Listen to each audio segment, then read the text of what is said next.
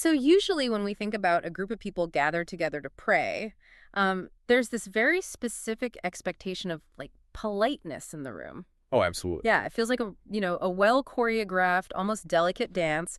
Everyone bows their heads, maybe someone lightly clears their throat, and then one person steps up to speak. Right, and everyone else just listens quietly, sort of waiting for their cue to nod or just say amen at the end. Exactly. It's the absolute definition of spiritual restraint. Yeah, it really is. We hold back the tide, Right. basically, because maintaining that established etiquette of the room feels, well, it feels safer than letting the messiness of actual human emotion just spill out onto the floor. But if you have ever been in one of those rooms, you might have felt like the whole thing is just a bit too much like a polite, rehearsed performance. Yes, 100%. You look around, and everyone seems to be searching for the perfect, polished vocabulary. Meanwhile, the actual messy reality of their lives, like the grief, the fear, the desperation, is just bubbling right beneath the surface, completely unsaid. Which is such a common experience. It really is. So today we are going to completely challenge your understanding of what it actually sounds like when a room full of people genuinely approaches the divine. I'm really looking forward to this We one. do. The material on the table for today's deep dive is this really fascinating reflection by Joseph Bay, and it's titled The Power of Crying Out in Corporate Prayer. It's such a compelling piece. It really is. And our mission today is to uncover why breaking those unwritten rules of turn-taking prayer might be the exact key to unlocking profound spiritual breakthrough and emotional release for you and your community. Yeah, because to understand the mechanics of that kind of release, we first have to examine the stark cultural contrast and how different traditions actually talk to God. Right? Because the structure you default to when you pray with others reveals a massive amount about your underlying theology. I mean, it shows what you believe is actually permissible to bring before the divine. Okay, let's unpack this. The source draws a sharp contrast right out of the gate between Western evangelical or mainline traditions and Korean Protestant traditions. Yes, it really highlights that divide. So in the West, the default is this sequential corporate prayer. And if we think about what that actually looks like in practice, it is incredibly similar to like a polite panel discussion at an academic conference. That is the perfect analogy for it. Right. You have one person essentially holding the microphone. They deliver their thoughts. Everyone else in the audience listens quietly, processes the information, and then when the speaker wraps up, the audience chimes in to signal agreement. Yeah, and then the metaphorical microphone just passes to the next person. Exactly. So why is this the default? Like, what are its strengths and its limitations? Well, we definitely have to start by validating that Western method because it carries real biblical strengths. I mean, it is not an invalid way to pray. Sure, yeah. It's deeply orderly. In fact, the rationale points straight to 1 Corinthians 14:4c, which emphasizes that everything in a gathering should be done decently and in order. Makes sense. Right. And when one person prays aloud sequentially, it edifies the church.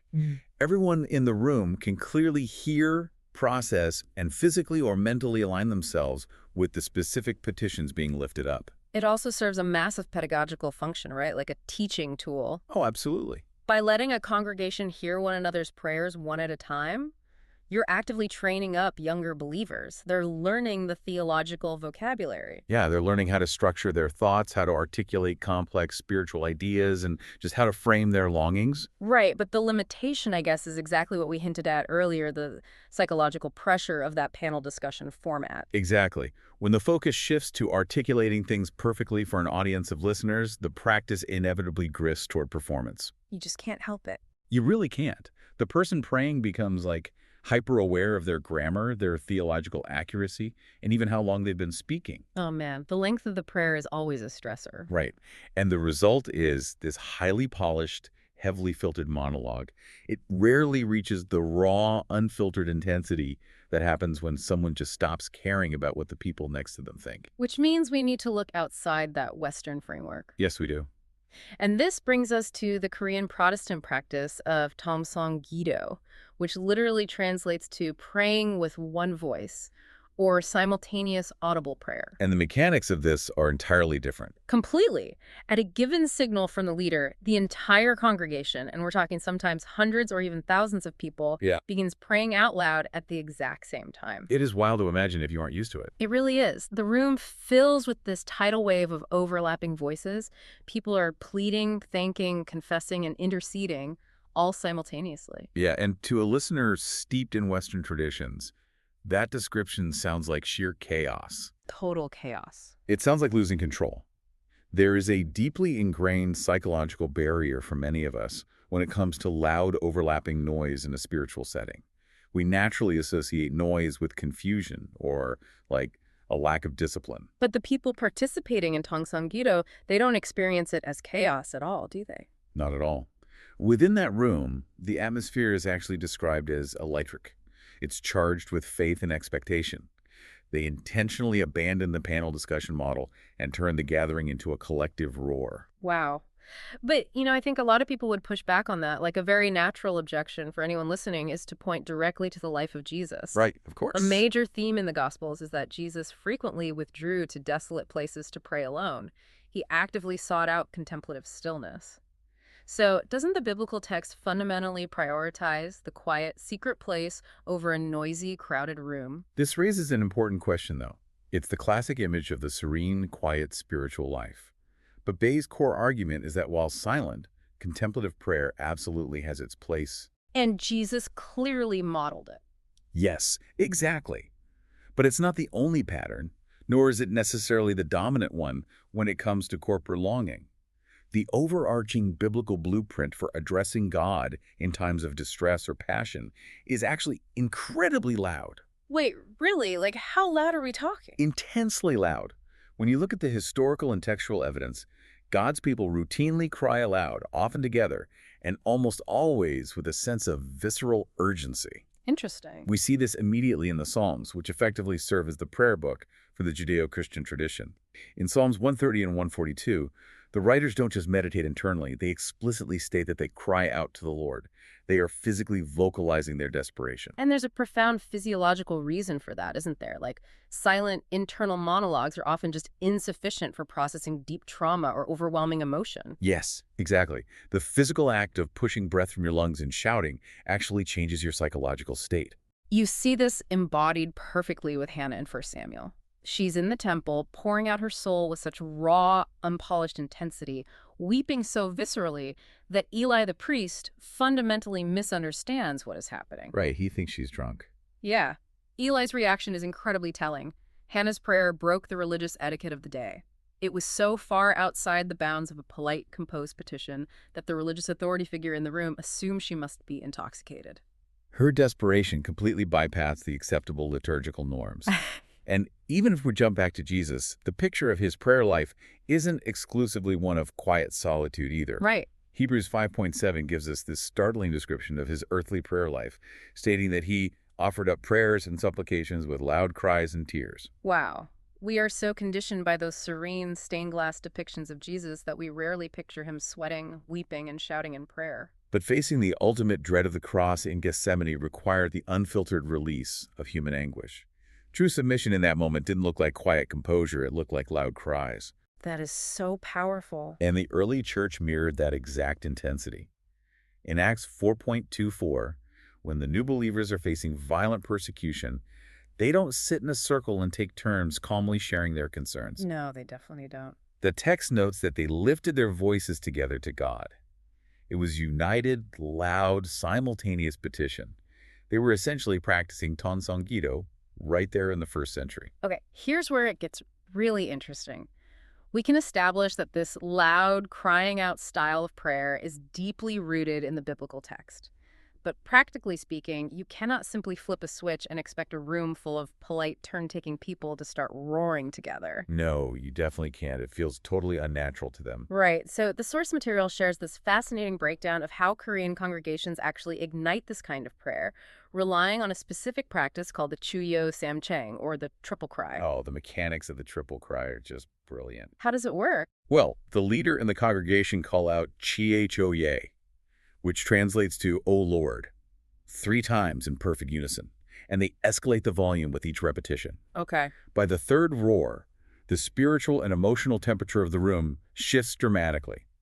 It acts as a catalyst, breaking the ice of self-consciousness and allowing the simultaneous prayer to just erupt. But the author notes that trying to replicate this exact practice in English-speaking settings often fails spectacularly. Oh, completely falls flat. Yeah, if you tell a Western congregation, okay, we are going to shout, "Oh Lord," 3 times together, it usually, well, the sound is just thin, people feel awkward, and the atmosphere barely shifts. Why does the English version fail so badly?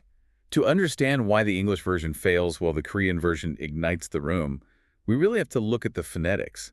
The physical mouthfeel of the words fundamentally dictates the energy you can release into the room. Exactly. Think about the physical mechanics of the English word Lord. When you say it out loud, your tongue hits the roof of your mouth on that final D consonant. Right, it creates a sudden, blunt stop. Yes. The airflow is instantly cut off.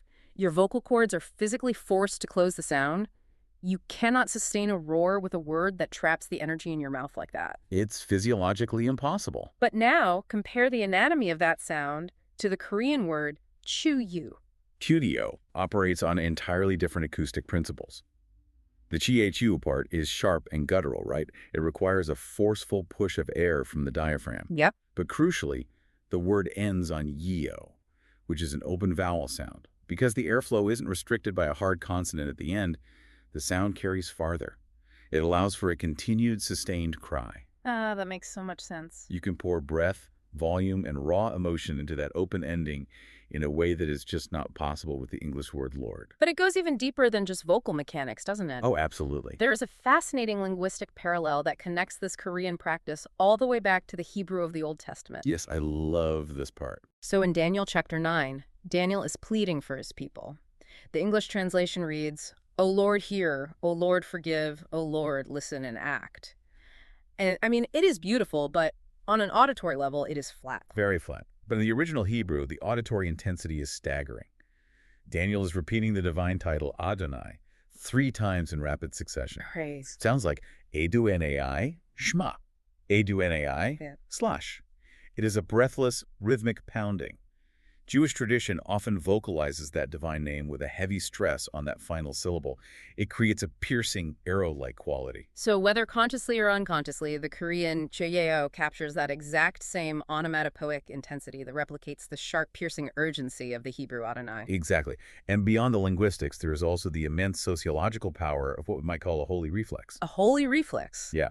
In Korean congregations, believers have decades of shared spiritual history, collective memory, and expectation embedded in that specific cry. It is a conditioned response at this point. Like muscle memory. Exactly. When they hear and shout, "Chu Yao," it signals to their nervous system and their spirit that it is time to drop the polite facade. It acts as a trigger to enter the throne of grace with boldness, completely bypassing the analytical brain that usually governs sequential prayer. So what does this all mean for you, the listener? We have dissected the phonetics, the history, and the volume. But if we just leave it as a description of people shouting in a room, it can still sound pretty intimidating. Yeah, it might sound like an angry protest chant or something. Right. But the core of this practice isn't about aggression at all. It is much more akin to, like, a terrified child crying out for a parent in the dark. I love that analogy. If we connect this to the bigger picture, this entire practice is anchored in a profound theology of intimacy. The source points us to Paul's letters, specifically Galatians 4.6 and Romans 8.15. What does those say? In both texts, Paul writes that the Spirit prompts believers to cry out, Abba, and the Greek word Paul uses there for crying out is krasimon. And krasimon does not mean to politely clear your throat and state a request, does it? No, not at all. It means to exclaim, to shriek, to cry aloud from the gut. And the word being cried Abba is an Aramaic term of raw familial intimacy. It is basically the equivalent of a child screaming, Daddy. Exactly. A child waking up in the dark doesn't compose a formal essay to their parent. They scream with everything they have, knowing that the raw sound of their voice will bring the parent running. That Aramaic intimacy perfectly mirrors the standard Hebrew word for crying aloud, which is korah. We see this in Psalm 130. Out of the depths I have cried to you, O Lord. It's a survival cry. Yes. When you are at the absolute bottom, when the waters are literally closing over your head, you do not have the luxury of perfectly structured sentences. You just cry out. And often, when you are in those depths, you literally do not possess the vocabulary for what you are experiencing. I think this is perhaps the most profound theological insight of the source text. It really is. It points to Romans 8:26, which says that the Spirit helps us in our weakness, interceding for us with groanings too deep for words. We usually interpret that verse as something entirely internal and silent, like just a quiet groaning in our hearts. Right. But the argument here is revolutionary for corporate prayer. When hundreds of believers cry out together simultaneously, they are giving audible form to those inexpressible groanings. Wow. The trauma, the hope, the grief that we do not have words for is finally given permission to be released. We bypass our intellect and pray directly from the weight of our spirit. And there is a beautiful counterintuitive paradox in how that happens. In a polite sequential prayer circle where one person speaks and 20 people listen, you actually have zero privacy. Well, that's so true. Every single word you say is being analyzed by the room. Exactly. But in the deafening noise of Tongsong Jido, the sheer volume of the crowd actually hides your individual voice. The collective roar creates the ultimate private space. Because the room is so loud, you're entirely hidden in the sound of the community. No one is critiquing your theology. No one is judging your grammar. You are finally free to just groan, to weep, to let your voice crack. And according to this tradition, when a congregation reaches that level of unfiltered vulnerability together, those collective groanings ascend like incense. It becomes a unified corporate Abba. Which brings us to the ultimate takeaway for Western listeners. The plea here isn't to just burn down your traditions. You do not need to abandon sequential prayer, which we know is vital for teaching and order. Right, still has its place. You certainly do not need to abandon contemplative silence either. And most importantly, you do not need to culturally appropriate a Korean practice. No, it's not about playing dress up with another culture's liturgy. It's about recovering a biblical mechanism that has been largely sanitized out of modern Western gatherings. Yeah. The invitation is simply to make regular, dedicated space, perhaps just 5 or 10 minutes at the end of a gathering, for a congregation to open their mouths and cry out together. You don't even need a complex liturgy for it. You can start with a simple collective shout of Abba, Father. Or, if the open vowel acoustics of the Korean chuoyo genuinely help the room physically release their breath, you can use that. The goal is simply to give people the space to cry out simultaneously. And if you allow this in your own spiritual communities, the source material suggests you will see a profound shift. You really will. Traditions that practice this report that it breaks the dam of spiritual restraint. Yeah. You see unbidden tears. Wow. You see people experiencing a physical and emotional release they didn't even realize they were starving for. Because when people drop the pretense and the performative vocabulary, faith becomes highly contagious. That's amazing. There is a tangible sense of the divine's fatherly presence that rushes into the room, a level of breakthrough that polite, turn-taking prayer is rarely equipped to facilitate. So there is a time for contemplative silence, there is a time for orderly teaching, and there is a time to collectively roar. We have explored the stark contrasts, the biblical precedents of loud petition, the anatomical mechanics of the cry, and the profound emotional safety found in a noisy room. It's been such a fascinating journey. It really has. As we close out this deep dive, I want to leave you with a final thought to mull over. We discussed how corporate simultaneous prayer allows us to audibly release groanings too deep for words. It strips away the paralyzing need for perfect grammar. Which is such a relief. Think back to that polite, rehearsed room we talked about at the very beginning, the quiet throat clearing, the careful turn-taking, the fear of saying the wrong thing. If our most profound, urgent, and authentic spiritual needs are actually entirely wordless, what essential parts of your own heart are currently trapped inside simply because you are too worried about finding the right, polite words to say?